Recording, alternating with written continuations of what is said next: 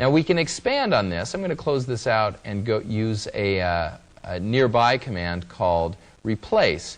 Now really, it's the same dialog box. It's just a matter of using the tabs. This is where we were before. Now we're in replace.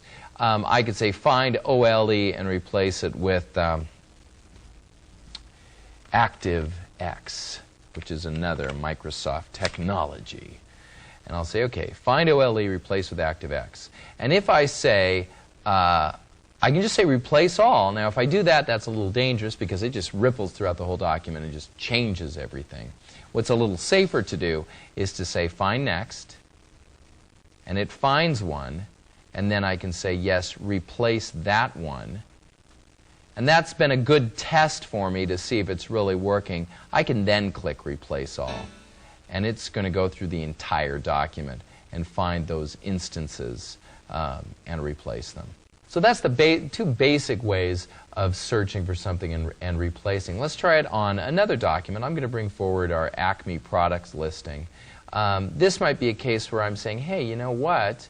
Acme, it should be capital ACME, not capital A and then lowercase CME. So what I'll do is I'll put my cursor there, hit replace, say I'm looking for ACME, match that case, and replace with ACME all case, and I'm just going to hit replace all.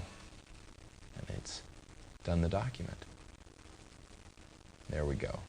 So quick, easy, not too difficult. Use the find command, use the search and replace, and you can quickly make the kind of changes you want to do.